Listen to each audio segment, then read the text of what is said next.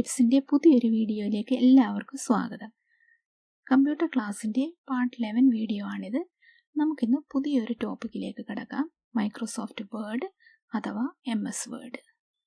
Letters, resume, contracts തുടങ്ങി പലവിധമായ documents create ചെയ്യാനും എഡിറ്റ് ചെയ്യാനും വളരെ പോപ്പുലറായി യൂസ് ചെയ്യുന്ന ഒരു സോഫ്റ്റ്വെയർ ആണ് MS വേർഡ്. മൈക്രോസോഫ്റ്റ് ഓഫീസ് അഥവാ MS ഓഫീസ് എന്ന ആപ്ലിക്കേഷൻ സോഫ്റ്റ്വെയറിൽ ഉൾപ്പെട്ടിട്ടുള്ള ഒരു ആപ്ലിക്കേഷനാണ് വേർഡ്.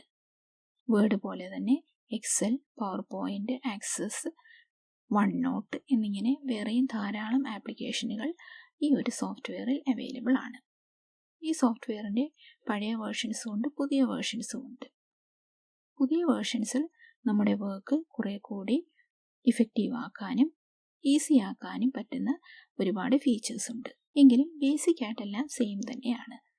ഈ സിസ്റ്റത്തിൽ ഞാൻ ഉപയോഗിച്ചിരിക്കുന്നത് 2013 വേർഷനാണ്. MS വേർഡ് യൂസ് ചെയ്യണമെങ്കിൽ നമ്മുടെ കമ്പ്യൂട്ടറിൽ ഈ സോഫ്റ്റ്വെയർ നമ്മൾ ഇൻസ്റ്റാൾ ചെയ്യണം. MS ഓഫീസ് ഇൻസ്റ്റാൾ ചെയ്തിട്ടുള്ള ഒരുവിധം എല്ലാ കമ്പ്യൂട്ടറുകളിലും ഡെസ്ക്ടോപ്പിൽ ഇതുപോലെ MS വേർഡിൻ്റെ ഐക്കൺ കാണാവുന്നതാണ്. ഇതുപോലൊരു ഐക്കൺ ഡെസ്ക്ടോപ്പിൽ ഉണ്ടെങ്കിൽ നമുക്ക് ഇവിടെ നിന്ന് തന്നെ ഡബിൾ ക്ലിക്ക് ചെയ്തുകൊണ്ട് വേർഡ് ഓപ്പൺ ചെയ്യാവുന്നതാണ്. അഥവാ ഇങ്ങനെയൊരു ഐക്കൺ ഡെസ്ക്ടോപ്പിൽ ഇല്ലെങ്കിൽ, എന്നാൽ നമ്മുടെ കമ്പ്യൂട്ടറിൽ MS ഓഫീസ് ഇൻസ്റ്റാൾ ചെയ്തിട്ടുമുണ്ടെങ്കിൽ നമ്മുടെ കമ്പ്യൂട്ടറിൽ ഇൻസ്റ്റാൾ ചെയ്തിരിക്കുന്ന പ്രോഗ്രാംസ് വ്യൂ ചെയ്യാൻ പറ്റുന്ന സ്റ്റാർട്ട് ബട്ടൺ സെലക്ട് ചെയ്യുക. ഇത് നമ്മൾ മുന്നേ ഒരു ക്ലാസ്സിൽ മനസ്സിലാക്കിയതാണ്. ഇവിടെ ആൽഫബറ്റിക്കൽ ഓർഡറിൽ ഈ കമ്പ്യൂട്ടറിൽ ഇൻസ്റ്റാൾ ചെയ്തിരിക്കുന്ന പ്രോഗ്രാംസ് എല്ലാം കാണാം. മൈക്രോസോഫ്റ്റ് ഓഫീസ് ആണ് നമ്മളിപ്പോൾ സെർച്ച് ചെയ്യുന്നത്. അതുകൊണ്ട് M എന്നുള്ള സെക്ഷനിലേക്ക് വരിക.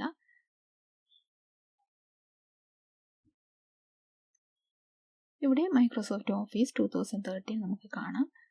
ഇനി ഇതിനകത്തുള്ള പ്രോഗ്രാംസ് കാണാനായിട്ട് ഈ ആരോ കീ സെലക്ട് ചെയ്യുക. അപ്പോൾ ഇവിടെ ആക്സസ്, അങ്ങനെ എക്സൽ, അങ്ങനെ ഇതിനകത്തുള്ള എല്ലാ പ്രോഗ്രാംസും താഴെ ലിസ്റ്റ് ചെയ്യപ്പെട്ടിരിക്കുന്നത് കാണാം. ഇവിടെ നമുക്ക് വേർഡും കാണാം.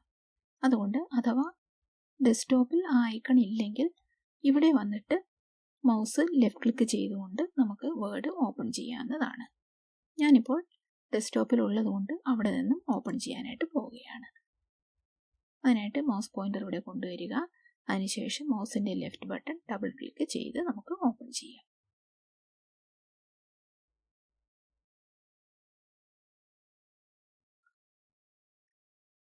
ഇവിടെ നമ്മൾ റീസെൻ്റ് ആയിട്ട് ഓപ്പൺ ചെയ്ത വേർഡ് ഡോക്യുമെൻറ്റ്സിൻ്റെ നെയിം 1 by 1 ആയിട്ട് ലിസ്റ്റ് ചെയ്തിരിക്കുന്നത് കാണാം. ഇപ്പോൾ റീസെൻ്റ് ആയിട്ട് നമ്മളൊന്നും ഓപ്പൺ ചെയ്തിട്ടില്ല, അതുകൊണ്ടാണ് ഇവിടെ ബ്ലാങ്ക് ആയിട്ട് കിടക്കുന്നത്. ഇനി ഇതാണ് ബ്ലാങ്ക് ഡോക്യുമെൻറ്റ്. ഇത് സെലക്ട് ചെയ്തുകൊണ്ടാണ് നമ്മൾ പുതിയ ഡോക്യുമെൻറ്റ്സ് ക്രിയേറ്റ് ചെയ്യുന്നത്. പിന്നെ ഈ കാണുന്നതെല്ലാം ടെംപ്ലേറ്റ്സ് ആണ്. ടെംപ്ലേറ്റ്സ് എന്ന് പറഞ്ഞാൽ ഫോമാറ്റ്സ് എന്നോ അല്ലെങ്കിൽ ഒരു സ്കെലിറ്റൺ വർക്ക് എന്നോ ഒക്കെ നമുക്ക് പറയാം. ഈ കലണ്ടറിൻ്റെ ടെംപ്ലേറ്റ് നമ്മൾ സെലക്ട് ചെയ്യുകയാണെങ്കിൽ കലണ്ടറിൻ്റെ ഈ ഒരു ബോക്സ് ഒന്നും നമ്മൾ ഡ്രോ ചെയ്ത് കൊടുക്കേണ്ട കാര്യമില്ല. ഇവിടെ അതെല്ലാം പ്രൊവൈഡ് ചെയ്തിട്ടുണ്ട്. അതുപോലെ മന്ത്, ഇവിടെ ജാനുവരി എന്ന് കാണിച്ചിട്ടുണ്ട്. മന്ത് മാറ്റി കൊടുക്കണമെങ്കിൽ അത് നമുക്ക് സെലക്ട് ചെയ്ത് കൊടുക്കാവുന്നതാണ്. ഫോട്ടോയും ഇവിടെ ഇങ്ങനെ ഒരെണ്ണം കൊടുത്തിട്ടുണ്ട്. വേറെ ഫോട്ടോ നമുക്ക് ഇൻസേർട്ട് ചെയ്യണമെങ്കിൽ അത് നമുക്ക് സെലക്ട് ചെയ്ത് കൊടുക്കാവുന്നതാണ്. അപ്പോൾ ടെംപ്ലേറ്റ് സെലക്ട് ചെയ്ത് കഴിഞ്ഞാൽ നമ്മുടെ വർക്ക് ഒരുപാട് ഈസി ആകും. അതുപോലെ നമുക്കൊരു റെസ്യൂം വേണമെങ്കിൽ റെസ്യൂംസ് ആൻഡ് കവർ ലെറ്റേഴ്സ് അത് സെലക്ട് ചെയ്ത് കൊടുത്താൽ മതി. ഇവിടെ ധാരാളം റെസ്യൂംസിൻ്റെ ഫോമാറ്റ്സ് അല്ലെങ്കിൽ ടെംപ്ലേറ്റ്സ് നമുക്ക് ലഭിക്കും. അതിൽ ഏതെങ്കിലും ഒരെണ്ണം നമുക്ക് നോക്കി സെലക്ട് ചെയ്തിട്ട് നമ്മുടെ ഡീറ്റെയിൽസ് അവിടെ ടൈപ്പ് ചെയ്ത് കൊടുത്താൽ മാത്രം മതി. അതിൻ്റെ ഒരു മോഡൽ ഓൾറെഡി ഇവിടെ തന്നെ കിടപ്പുണ്ട്. ഇനി മുന്നേ ഉള്ള വിൻഡോയിലേക്ക് പോകാനായിട്ട് ഈ ബാക്ക് ആരോ ഒന്ന് സെലക്ട് ചെയ്ത് കൊടുത്താൽ മതി. നമുക്കിവിടെ ഒരു ബ്ലാങ്ക് ഡോക്യുമെൻ്റ് ഓപ്പൺ ചെയ്യാം. അതിനായിട്ട് മൗസ് പോയിൻ്റർ ഇവിടേക്ക് കൊണ്ടുവരിക. എന്നിട്ട് മൗസിൻ്റെ ലെഫ്റ്റ് ബട്ടൺ സിംഗിൾ ക്ലിക്ക് ചെയ്യുക. ഇതാണ് നമ്മുടെ ഡോക്യുമെൻറ്റിൻ്റെ ഫസ്റ്റ് പേജ്. നമ്മൾ ടൈപ്പ് ചെയ്ത് ഈ പേജിൻ്റെ എൻഡിലെത്തുമ്പോൾ ഓട്ടോമാറ്റിക്കായിട്ട് അടുത്ത പേജ് വരുന്നതായിരിക്കും. ഈ പേജിൽ മുകളിലേക്കും താഴേക്കും വരാനായിട്ട് മൗസിൻ്റെ സ്ക്രോൾ വീൽ നമുക്ക് യൂസ് ചെയ്യാം.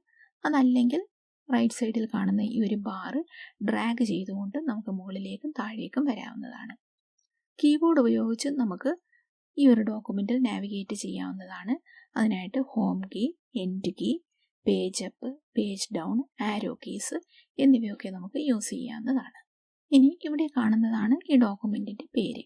ഡിഫോൾട്ടായിട്ട് ഡോക്യുമെൻ്റ് 1 എന്ന് ഒരു പേര് ഇവിടെ കിടപ്പുണ്ട്. ഈ പേര് നമുക്ക് സേവ് ചെയ്യുന്ന അവസരത്തിൽ മാറ്റി കൊടുക്കാവുന്നതാണ്. ഈ കാണുന്നതാണ് ക്വിക്ക് ആക്സസ് ടൂൾ ബാർ.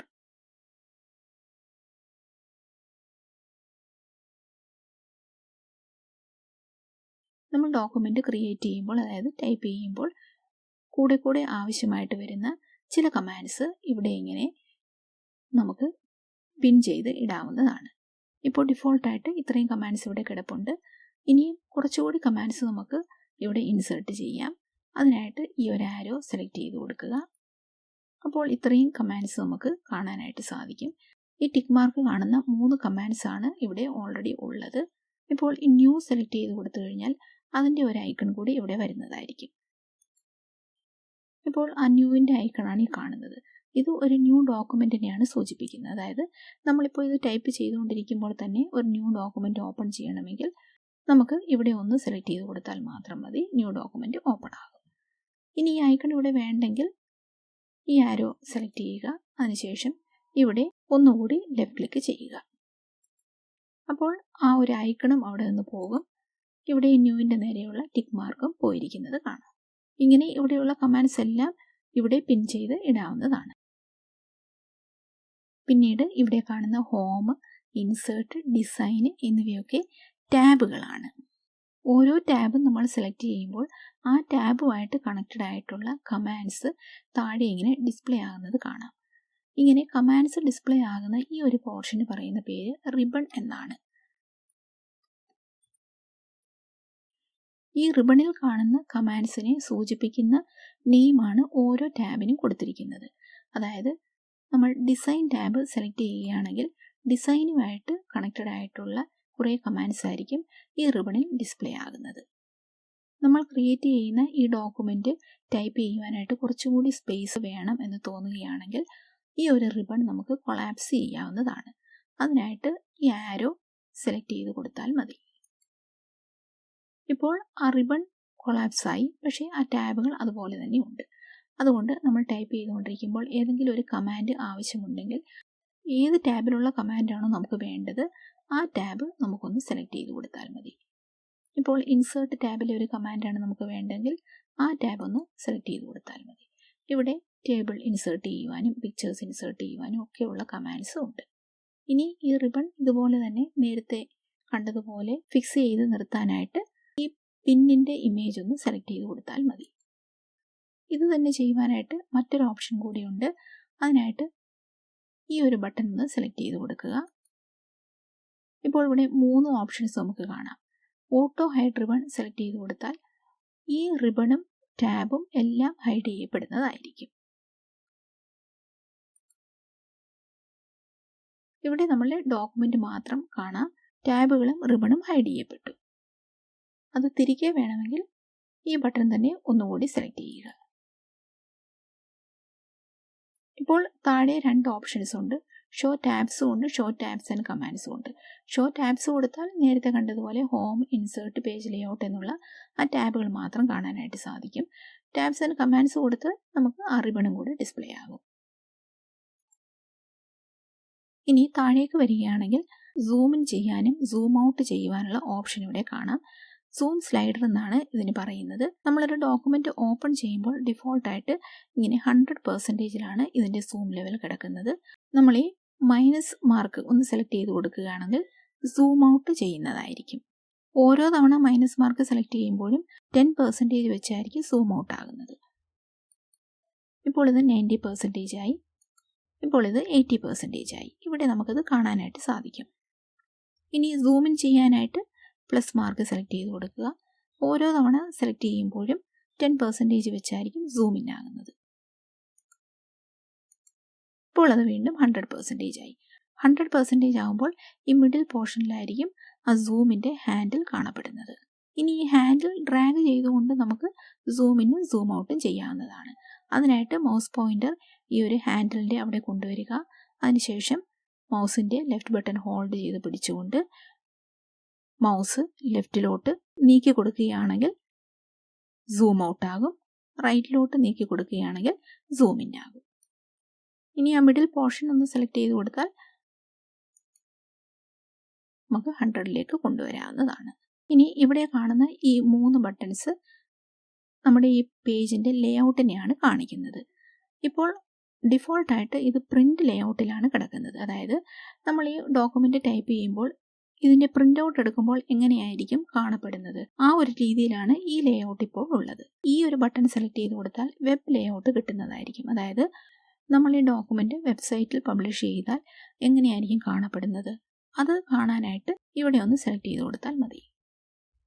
ഈ ഐക്കൺ സെലക്ട് ചെയ്ത് കൊടുത്താൽ റീഡ് മോഡ് നമുക്ക് കാണാനായിട്ട് സാധിക്കാം. ഇവിടെ നിന്ന് വീണ്ടും പ്രിൻ്റ് ലേഔട്ടിലേക്ക് പോകാനായിട്ട് ഒന്നുകിൽ പ്രിൻ്റ് ലേഔട്ടിൻ്റെ ഈ ഐക്കൺ സെലക്ട് ചെയ്ത് കൊടുക്കുക, അല്ലെങ്കിൽ കീബോർഡിൽ ESC എന്നെഴുതിയിരിക്കുന്ന എസ്കേപ്പ് കീ പ്രസ് ചെയ്യുക. അപ്പോൾ ഇതൊരു ഇൻട്രൊഡക്ഷൻ മാത്രമാണ് വേർഡിൻ്റെ. വേർഡ് പഠിക്കണമെങ്കിൽ നമുക്ക് ടൈപ്പിംഗ് അത്യാവശ്യം അറിഞ്ഞിരിക്കണം. ടൈപ്പ് റൈറ്റർ യൂസ് ചെയ്യാൻ വേണ്ടുന്ന വിധത്തിൽ നല്ല രീതിയിൽ അറിഞ്ഞിരിക്കണമെന്നില്ല, എങ്കിലും അത്യാവശ്യം കീബോർഡ് യൂസ് ചെയ്യാനായിട്ട് നമ്മൾ അറിഞ്ഞിരിക്കണം. എങ്കിൽ മാത്രമേ വേർഡ് നല്ല രീതിയിൽ പഠിക്കുവാനായിട്ട് സാധിക്കുകയുള്ളൂ. അതുകൊണ്ട് അടുത്ത ക്ലാസ്സിൽ കീബോർഡ് യൂസ് ചെയ്യുന്നതിനെക്കുറിച്ച് അത്യാവശ്യം നമ്മൾ അറിഞ്ഞിരിക്കേണ്ട കാര്യങ്ങൾ ഡിസ്കസ് ചെയ്യാം. ഇന്നത്തെ ഈ വീഡിയോ പ്രയോജനമായെങ്കിൽ ലൈക്ക് ചെയ്തും ഷെയർ ചെയ്തും സബ്സ്ക്രൈബ് ചെയ്തും സപ്പോർട്ട് ചെയ്യുക. കൂടാതെ അടുത്ത വീഡിയോ ഞാൻ അപ്ലോഡ് ചെയ്യുമ്പോൾ തന്നെ നോട്ടിഫിക്കേഷൻ ലഭിക്കുന്നതിനായി സബ്സ്ക്രൈബ് ചെയ്ത ശേഷം ബെൽ ഐക്കൺ കൂടി എനേബിൾ ചെയ്യുക.